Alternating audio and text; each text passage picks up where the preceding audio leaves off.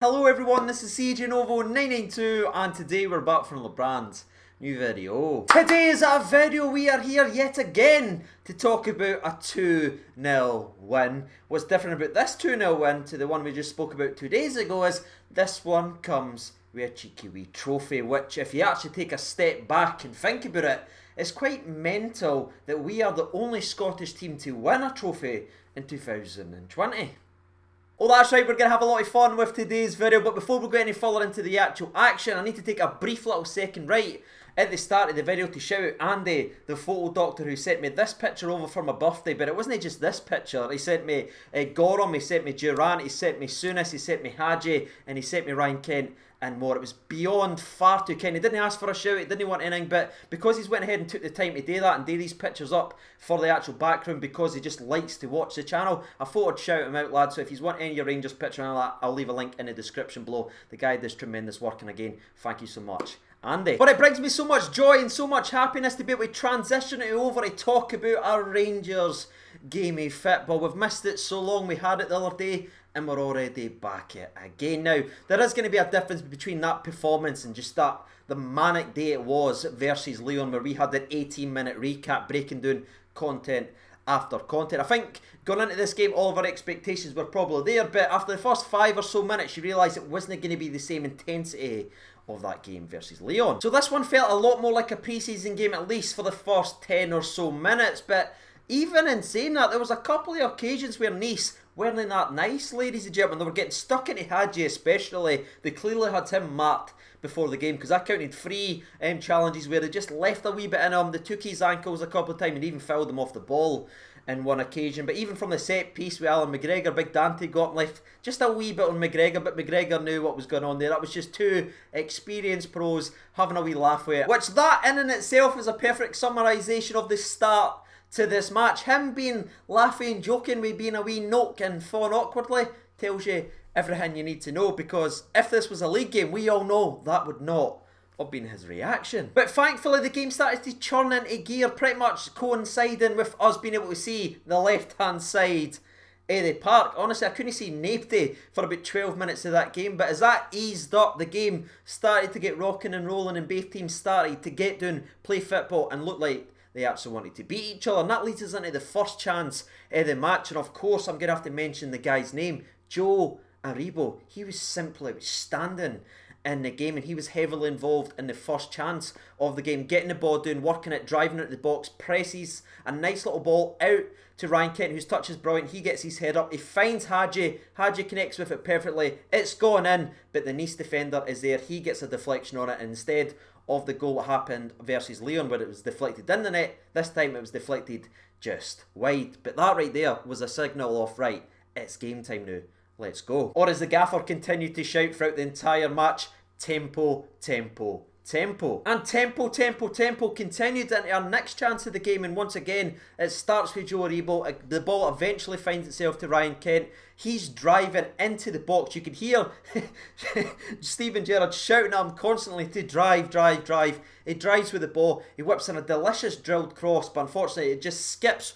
over Jermaine Defoe's foot, and it skips beyond, I think it was the on-rushing Glenn Kamara at the edge as well. And you could see quite clearly that was a tactic that we were going to try and exploit as the game went on, because the next 2 or 3 chances was all created for the exact same quick counter-attack, get the ball out wide and get the ball into the box. But unfortunately Nice defender, and especially Big Dante, was equal to it every single time, getting blocks or key little headers just before we got in the end of it. So after a slow 15 minutes, it started to kick on for the next 15 minutes, and in the 32nd minute of the game, Hadji forces a fantastic save where he gets the ball, he commits a defender, and we all know when he just gets a glimpse of goal, he's willing to have a shot. That's why we love the guy. That right there is what we have been crying and begging for years now. Just that player who's willing to drive for range, and he showed, even though it didn't go in, that's clearly a part of his game, and he's got freedom to do that, because it wasn't bemoaned by the other players or the staff. You could hear them, that's what they want for Hadji, beat someone and have a shot for range. Now before we get to the 40th minute, which was of course the first goal of the game, I was very impressed with our defensive shape again, and we talked about this in the Lyon game for the amount of minutes Ryan Kent was on the park. We've quite clearly changed what our wingers' roles are. Yes, they may line up as Hadji on the right and Kent's on the left, But if you watch us play, especially the last two games, that's no their roles at all. They have got complete freedom to go anywhere, and even when defending, they're not coming back and doubling up with the fullbacks. That's getting left to the midfielders. One of them drops in to make a forward, but the other one's staying very, very close to the centre forward to get that triangle and get to the counter attack. And I just wanted to mention that looks very, very dangerous, and it didn't surprise me that that quick counter attack ended up creating the first goal 8 minutes later. So let's get to the goal then, and I absolutely love this goal because you've got Joe Aribo making a fantastic challenge, but actually diving in and getting another touch on it. He challenges, the ball's gone back to Nice, but he gallops forward, just gets his foot in there, plays a beautiful pass over to Glenn Kamara. He gets his head up early, works it right to Ryan Kent. Now, when I first seen it start to break down, I wanted him to pass it early because the foul was there, but he didn't rush it, and that's something again we've wanted now for Kent. No to panic, no to rush, just be calm on the ball, and he drives with it, he takes the ball forward, waits to the right time, passes a brilliant ball into Jermaine Defoe. But this is where we just take a step back and say that is an out and out class centre forward. Just look at the first touch alone, man. You could talk about his age, maybe the lack of pace or whatever, but just look at that. You create the chance for him, touch, dead, the ball's at his feet, and the ball's in the back of the net before the goalie even hits the ground, man. Phenomenal counter-attack, started off with the foot of Joe Aribo, ending with a fantastic finish for Jermaine Defoe. That right there is counter-attacking to its absolute best. Now, unlike the last game versus Lyon, there was no half-time changes to the shape or anything like that. We had 11 men on the park, which did feel weird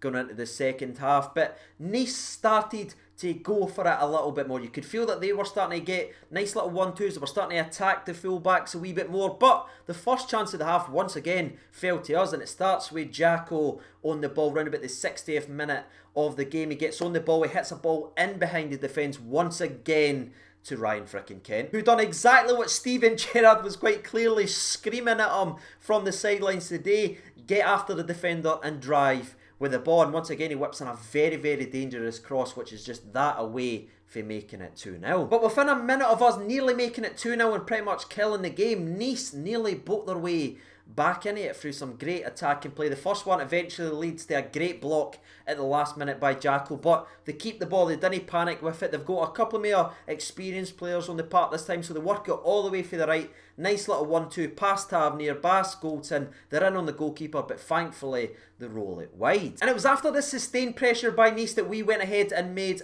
our changes in the game, which I think was very smart by Gerrard, because you could just feel they were a bit more fresher than us at that point of the game, and Gerrard went ahead and freshened up with 5 changes in the game, with Alfredo Morelos coming on, Stephen Davis, Scotty Arfield, the big man Calvin Bassey that we all love, and another guy we all love by the name of Jamie frickin' Murphy. And once again, like I said on Thursday, the latter of the substitutions excited me the most, because I could not wait to see how Jamie Murphy approached this match. But it has to be said, the first chance to be created after we changed things around was once again on the Nice side of things, where unfortunately for the third time in the match, George Edmundson is very, very wayward with the ball at his feet. He creates a massive opportunity to Nice, but to be fair to him, yes, he gave the ball away, but who got the vital block to deflect it wide? It was also George Edmundson. Yes, he's very, very young and he's inexperienced, but you can see there is a centre back in there. Is he great with the ball at his feet? No, he showed us that versus Lyon. He showed us that a couple of times in this game, but I like these defensive instincts to get back in the right position, throw his body on the line to make up for his mistake. So you've got to give the guy credit for that, and a couple of minutes later he actually showed some great defensive instincts yet again as they work it out wide. They're in behind their defence, coming right across the line. You hear everyone screaming, don't foul, don't foul. George Edmundson keeps his eye on the ball, waits for the opportunity, sticks his foot out and clears it for a corner. That right there is a centre half with big potential. But as you could probably tell by this point in the fan recap, the game was starting to swing left and right, and as Nice forced Alan McGregor into a long range save, which was again very nice by Alan McGregor, Ryan Kent decided to say, hey, I'm still in the game right now, I'm not sent off this time. Nah. He drops a step over, he just burns away for 2 Nice defenders, nutmegging one of them, and forces a very good save on his end. It was this point of the game, it was starting to end up like a basketball game. We're just like, that. But that wee moment there for Ryan Kent just underlines just how truly talented this lad actually is. Leave some beef for absolute dead. But as I said, basketball game, so we created an opportunity and forced their goalkeeper into a good save. Well, they went ahead and done the same to us. Brilliant ball into the back post. The guy hits it on a volley first time, and Alan McGregor makes a very, very smart save at his near post. And it was at that moment I sat back and I went, you know what? I'm going to really, really enjoy this performance battle between John McLaughlin and Alan McGregor, because we spoke on this channel during the fan reaction about how good John McLaughlin was. Well, Alan McGregor answers that with a performance in his own, and I really like this, ladies and gentlemen. I like the fact the way that Gerrard worked it by giving McLaughlin 90 minutes, giving Shagger 90 minutes, saying, right boys, there's a battle there, go out and do it. And like I says, I'm enjoying it. But that actually leads us into the last 10 minutes of the game, where we once again went ahead and made a couple of changes. We had Jamie Barr-Jonas on the field at this point, we had Greg Stewart on the field at this point, and we had Glenn Middleton and Nathan Patterson. But before we can speak about the latter two there is a couple of chances to break down on the Rangers end. The first one comes from Jamie Murphy, old snake hips himself, who leaves the goalkeeper for dead. He's got Alfredo Morelos there to tap in, which I think he should still pass it to Morelos to tap in. But after the last 18 months that he's had at this football club, no wonder he's trying to grab himself a goal in the game. He rolls it, but the defender is there to clear it away, which makes it the second clearance off the line in the last 2 days. Boy, I wonder how I've got so many greys. But with that tease out the way, now we get to speak about the latter substitutions. And first up, we have a moment of brilliance from Nathan Patterson, who continues to impress. And his one moment in the game where I thought, there he is, there's a future right back at Rangers. It was a counter-attack from Nice, who got the ball in behind Connor Golson. Connor Golson does very well to recover. He stands the defender up, but he cuts inside past Connor Golson inside the box. But who is there? Who has read this? Tracked it perfectly. Young Nathan Patterson, who isn't rash with his challenge, who doesn't dive in, who doesn't get done by the trickery, eyes on the ball, wins it cleanly, and then just the arrogance to then take the ball out wide, right? He's just made a fantastic block last 5 minutes of the game, block challenge, sorry, but then he's got the confidence and just the composure to get his head up, wait for the pass, then find it. Doesn't he just punt it away? That right there, lads, is a sign of things to come for Nathan Patterson. But the moment of the game for me, as you probably know if you've watched this channel for a long time, was the second goal of this game, and it came from the arms of Glenn Middleton, who was playing left back, by the way, as Calvin Bassey tucked into the left centre back row. And Glenn Middleton actually done a wee bit of good defending on a couple of occasions. They nearly put Alfredo Morelos through 60 seconds before, but he gets a throw in, and instead of maybe running down the clock and maybe passing it backwards, he sees Jamie Barr-Jonas, he throws it in behind the defence. And now, full credit, you have to just say, to young Jamie Barr-Jonas, who's just got so much calmness and so much composure. This is a midfielder looking like a classic centre forward, as he just drives with the ball nice and easy into the box, and he just opens his body up and just passes it into the bottom right like he does that week in and week out. Game, set and match. A moment of brilliance for Jamie Barr-Jonas, but that moment from Glenn Middleton, Middleton hangs, and by God, have I missed saying that? And apparently, by God, has the man missed hearing it. Well done, Glenn. I've still got your back, brother. Keep on working hard and keep on improving. But that's it, ladies and gentlemen. The game does end 2-0 to Rangers, where I thought Nice go better and had the possession sometimes in the second half and created a couple of chances. But overall, if you look at everything in the game, for me, Rangers were the deserved winners of this game of football. Both goalkeepers came up in big moments, and again, a moment of brilliance from the Lyon defender, not only with the deflection, stopping Hadji from scoring, but clearing it off the line. But I've got to be honest, I'm absolutely delighted. I'm very, very happy with another great performance for Rangers, and I'm so damn proud of every single player on that park, especially the youngsters who continue to get better and better the more we see them. But that is it, ladies and gentlemen, boys and girls. That is my fan recap. I'm a happy guy, ladies and gentlemen. What about you? Get your thoughts and opinions out there. Who stood out to you? Who was your man of the match?